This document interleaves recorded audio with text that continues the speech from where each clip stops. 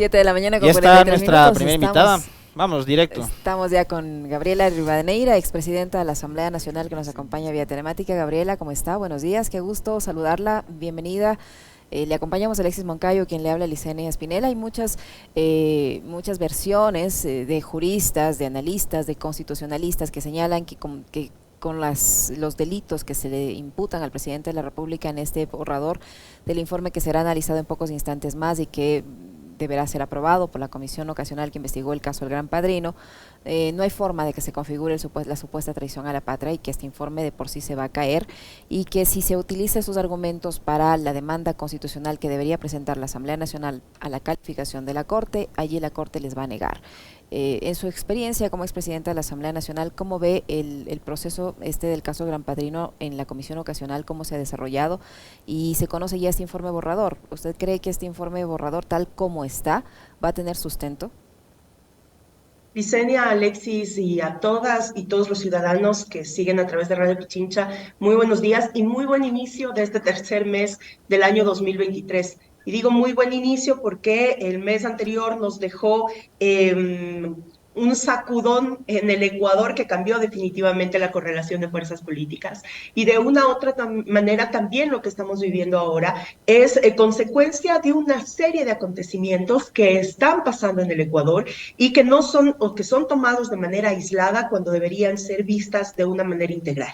Y en ese sentido, lo que pasa en la Asamblea el día de hoy en el debate de la Comisión Especial para el Análisis del Caso del Gran Padrino no es un tema aislado de lo que desde inicio o desde la propia candidatura presidencial del señor Guillermo Lasso se venía diciéndole al Ecuador.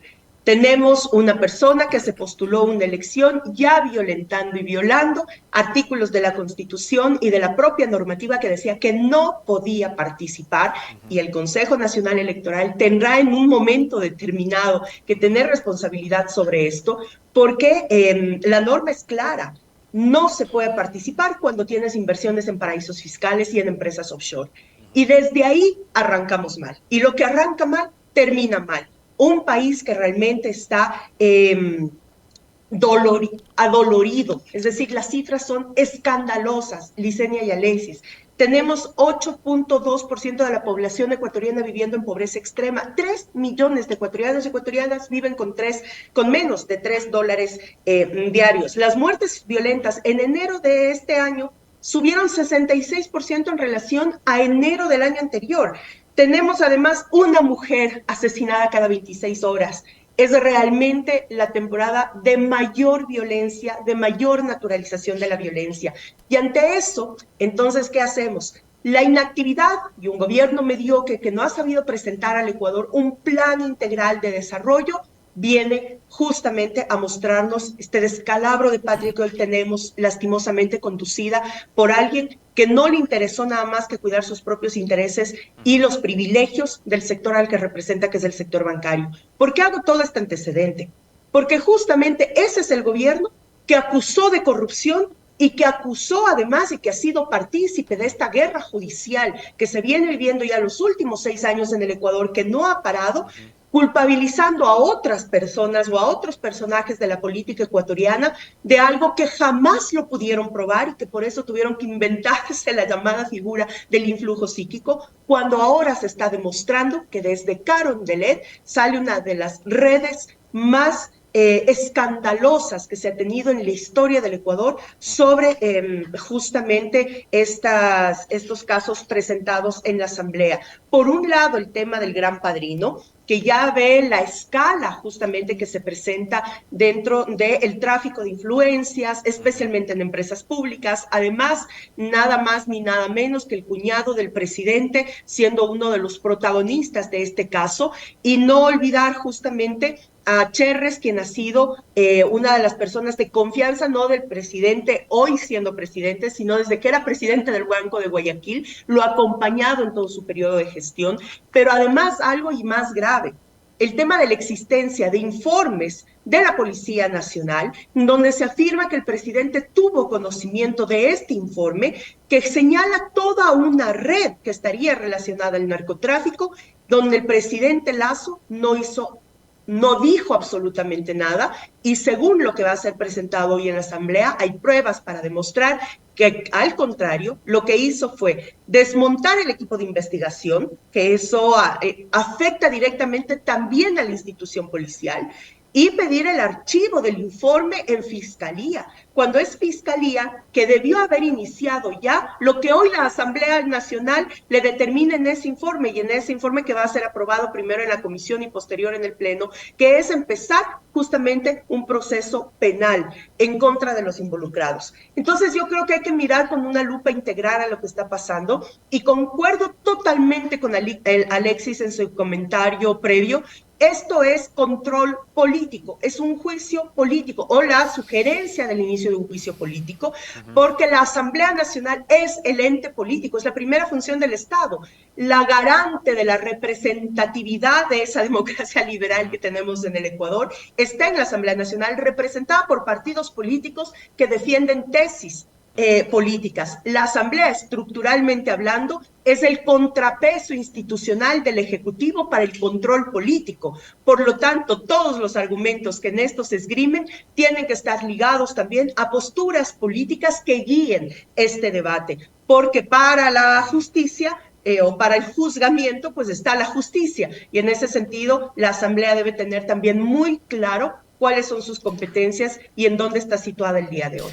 Para continuar con esta última línea de su respuesta, Gabriela, primero saludarle, siempre es un gusto conversar con usted. A ver, creo que está clarísimo aquello, pero también creo que es muy real el hecho de que seguimos viviendo todavía la etapa de la posverdad, ¿no? Y de que a través de la construcción de relatos y de encuadres, ellos impusieron el lawfare, por ejemplo, ¿no? La persecución judicial a partir de titulares o publicaciones de prensa, ¿no? Incluso después, teniendo que la propia fiscalía recular y declarar la inocencia. Usted lo vivió de cerca, no solo en su caso personal, sino en lo que pasó con su padre, ¿no? Un titular de prensa sentenciado a través de los medios de comunicación y después diciendo no ha sido así y lo que sea, ¿no? Pero eso hemos vivido.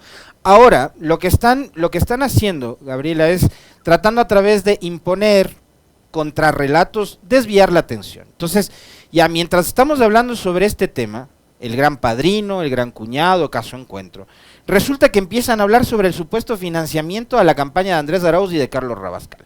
Y empiezan a desviar la atención, incluso en el caso de Carlos Rabascal, a quien quiero públicamente en este espacio enviarle toda mi solidaridad a él y a su familia, porque fue víctima de un ataque cobarde en redes sociales, porque para eso se prestan también las redes, señalando que su hijo y la pareja de su hijo supuestamente estaban involucrados en el robo de un teléfono celular, lo cual fue absolutamente mentira y provocó que Carlos Rabascal tenga que poner una denuncia en contra del periodista que publicó esto en Twitter.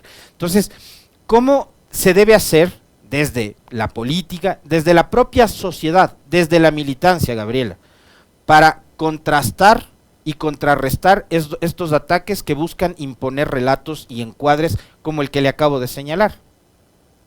No, y esos solo son algunos de los tantos casos, Alexis. También me sumo a la solidaridad, lo he hecho de manera personal, pero a Carlos Rabascal y a su familia, nuestra solidaridad profunda. Y a propósito también, no olvidar y nuestra solidaridad a todo el pueblo cofán, al pueblo amazónico por el asesinato, compañero Mendúa también en días anteriores. Me parece que el framing, que es este entorno mediático que se va generando, si tú lo has dicho, es posverdad, es una categoría que se está analizando fuertemente en el contexto de las ciencias políticas. Sin embargo, hay una verdad a ser defendida. Es la postura que nos ha planteado también Rafael Correa, no solamente al Ecuador, sino a nivel internacional, cuando dice que las cartas de las propias Naciones Unidas tienen que reformarse, y dentro de esas cartas, una de las principales búsquedas que debería existir a los Estados parte como debate mundial es la reivindicación del derecho a la verdad. Porque los medios de comunicación corporativistas tienen su rol. O sea, aquí no podemos engañarnos. Tampoco los medios de comunicación son imparciales. Como decíamos, Alexis, todo lo que parte de una actividad del ser humano ya por ende tiene una conducción, tiene una conducción que parte desde su propia matriz cultural hasta una conducción que parte desde el propio privilegio y defensa de sus intereses. Las corporaciones mediáticas en el Ecuador y en el continente, o en el mundo podríamos decir, actúan en base a la defensa de los privilegios del aparataje económico, porque así funciona la estructura y el armataje institucional está diseñado para que esos medios de comunicación implementen imaginarios que puedan generar conductas sociales. Esa es la gravedad de dejar solamente esta parte de la información que nos llega en manos de los medios de comunicación corporativistas. Y por eso es que se ha planteado también una contraparte, que es el apoyo y el fortalecimiento de medios de comunicación públicos, comunitarios, alternativos, las plataformas digitales, que además, después de la pandemia, tienen justamente un auge dentro de la comunicación. Entonces, me parece que esto también es un llamado a esos medios de comunicación y por eso también siempre mi reconocimiento a medios de comunicación como Pichincha Radio, porque justamente es como contrarrestar esa maquinaria mediática que trata de generar estas conductas sociales que están señaladas por objetivos políticos, y el objetivo en estos años ha sido la guerra judicial, que hay que distanciar de manera muy importante de los casos de investigación. Y como nosotros lo hemos dicho siempre, no ahora, hace 15 años, hace 10, ahora, y lo seguiremos diciendo, todo caso de corrupción, venga de donde venga, tiene que ser investigado y tiene que ser sancionado, pero no por titulares de prensa, sino por procesos que sigan justamente lo que hoy estamos debatiendo. Un debido proceso que garantice derechos, que garantice que todas las partes tengan voz. Lo que se hizo con mi papá fue infame, no solamente porque fue un titular, fue el presidente de la República, el expresidente Moreno, que en un evento público salió a felicitar a la Fiscalía por haber apresado al testaferro de Gabriela Rivadeneira. Esa es la gravedad de lo que lleva a conducir estas matrices mediáticas. Y hoy no podemos sino justamente contrastar con qué vara es medida una tendencia política en el Ecuador cuando de justicia se habla y de la búsqueda de la verdad, y cuál es el ocultamiento que han intentado hacer durante todo este tiempo, no solamente frente al expresidente Lenín Moreno, sino a hoy frente al presidente Guillermo Lasso, donde vemos actores muy similares dentro de la política que conduce a estos dos gobiernos. Pero ¿qué decir de eso, Gabriela? Lanzar una línea de comunicación diferente. ¿Qué decir de eso? Y ahora que mencionaba el nombre de Moreno y de su sucesor, Guillermo Lasso, que en definitiva terminan siendo parte de la misma estructura, ¿no? Son dos presidentes que llegaron etiquetando, señalando con el dedo y llamando ladrón a medio mundo, y resulta que hoy, con el caso Sinohydro, INA Papers, con el caso de Pandora, con lo del Gran Padrino, nos damos cuenta de que en realidad en el círculo de estos dos personajes había gente tan oscura que estaba delinquiendo, y digamos, a vista y paciencia de los dos, ¿no? En el caso de Moreno, incluida su propia familia. De la que además ahora también es convocada dentro de estos procesos judiciales, bastante tardíos, pero que llegan justamente a dar inicio a este proceso judicial. Yo decía, Alexis, cuando salió nuevamente el tema de los INA Papers, yo decía, a ver, ojo también, no es que cualquier cosa venga gratis, hay que ver por dónde están tirando línea justamente desde el Departamento de Estado, ¿no? ¿Qué es lo que pasa cuando el Departamento de Estado empieza a mandar el pulgar para abajo? Y es justamente un actor como la Fiscal General de la Nación, que no me sorprendería, Alexis, Licenia, y lo dejo sentado aquí, no me sorprendería que en un momento determinado empiece incluso a lanzar y a generar el lanzamiento de su nombre para una posible candidatura presidencial, porque ahora es la Dalí de la lucha contra la corrupción, cuando por años lo que ha hecho es justamente soterrar procesos fundamentales para denostar una verdadera lucha contra la corrupción, y ahora lo saca a luces justamente en un momento político determinado.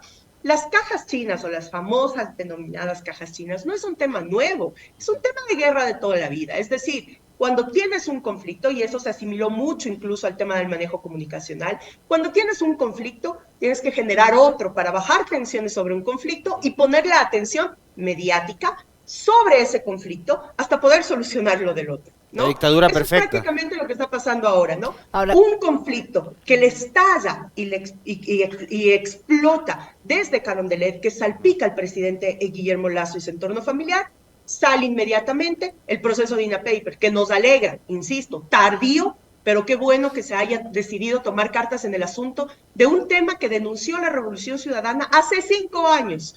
Pero bueno, y no me sorprende que salga otra caja china, como lo que dijiste y mencionaste, Alexis, el tema de este supuesto financiamiento a la campaña electoral. Recordemos que así inició el caso Soborno, porque hay sentenciados y porque condenaron de influjo psíquico a Rafael Correa. Era supuestamente un aporte de Odebrecht a la última campaña de reelección presidencial de Rafael Correa. Así empezó todo. Y mira cómo terminó. No me sorprende que ahora quieran meter estos elementos de supuesto financiamiento que tendrá que demostrarse frente a un tema de la última campaña presidencial, justamente sobre los candidatos del RC. Este licuado que tratan de hacer, ¿no? Este licuado en donde al parecer de la población todos llegamos a hacer lo mismo y la política está cargada en su generalidad con un manto de corrupción. Eso es gravísimo para la democracia. Justamente con ese justificativo y bajo esos argumentos se han dado las más atroces dictaduras de nuestra región. Están afectando a la débil democracia que tenemos en el Ecuador, queriendo justamente poner este tema de la falta de credibilidad de la política en general, a los políticos en general, a todos por igual. Y en ese sentido, pesca siempre el más tilas, es pescar a río revuelto. Y me aterra saber quién va a pescar de todo este revoltijo y de este escándalo que está pasando en el Ecuador. Por eso es importante poner el contexto. Siempre yo llamo a eso, Alexis, Licenia, el contexto, porque si vemos casos aislados, no comprendemos que jamás nada es aislado en la política, peor cuando estamos hablando de un conflicto de estructura de Estado y de institucionalidad.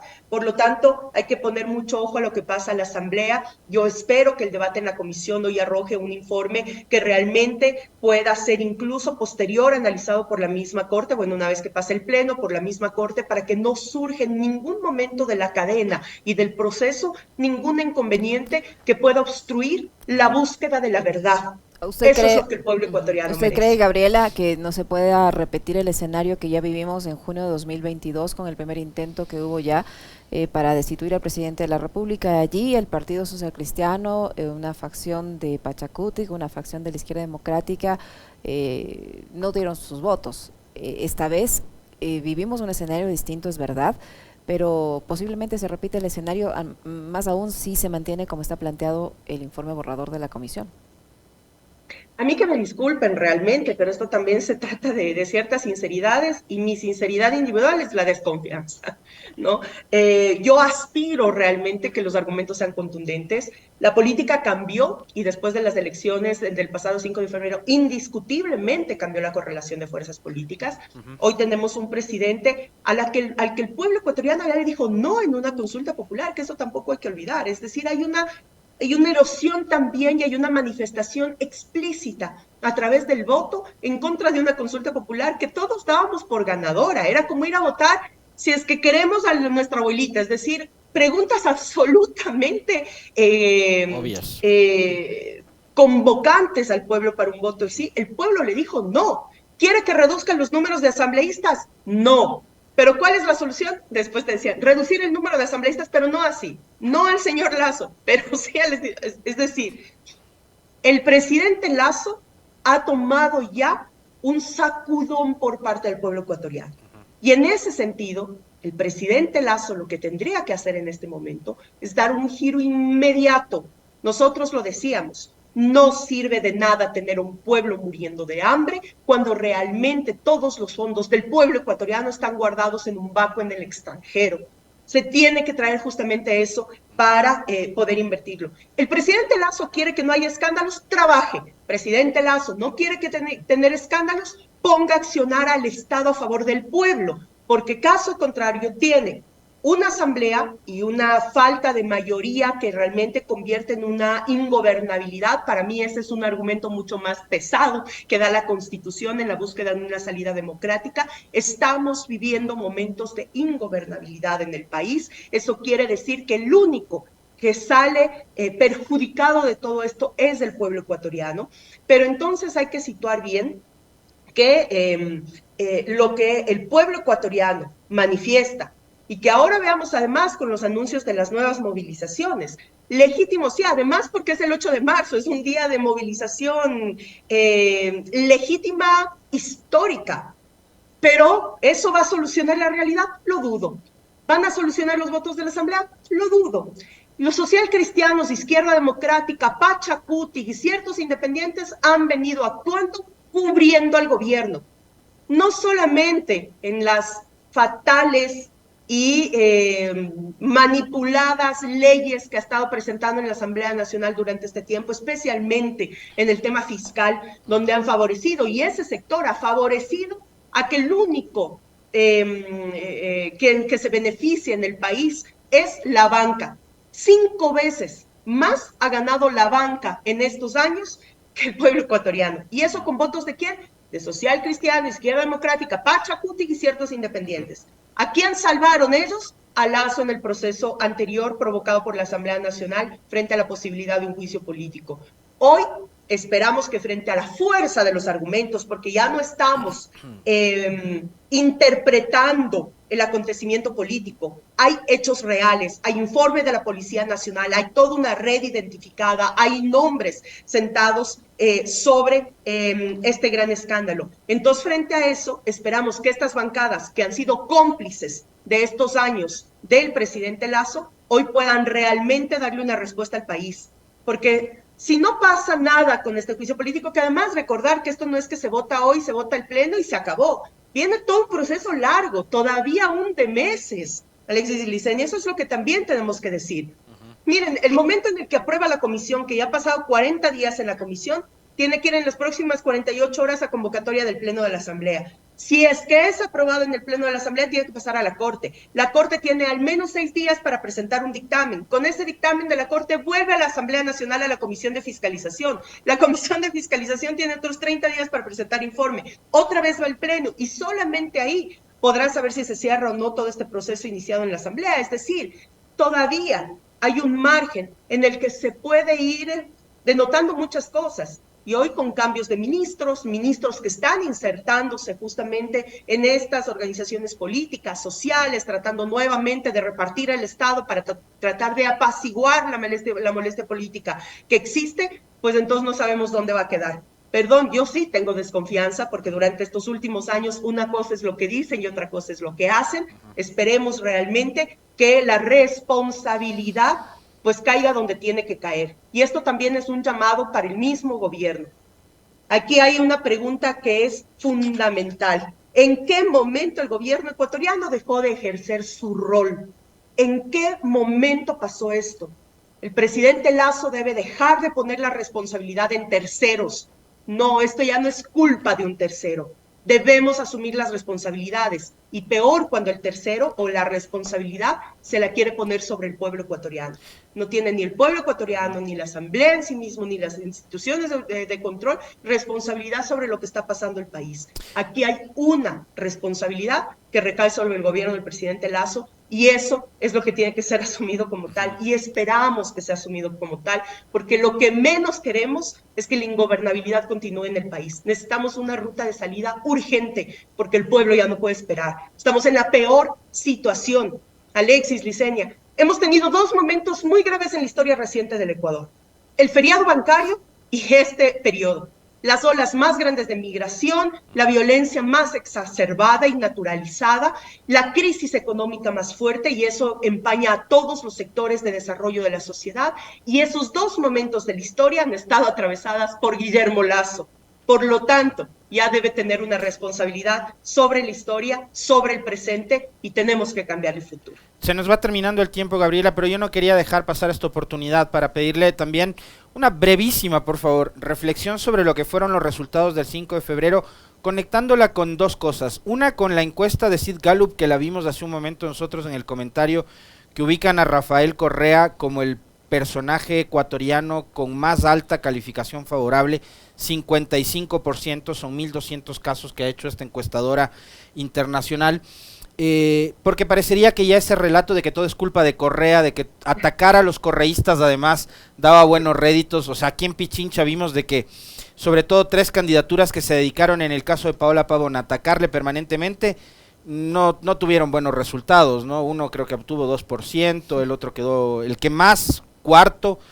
El caso de Pavel Muñoz creo que también es reflejo de aquello en el caso de Quito y Pichincha.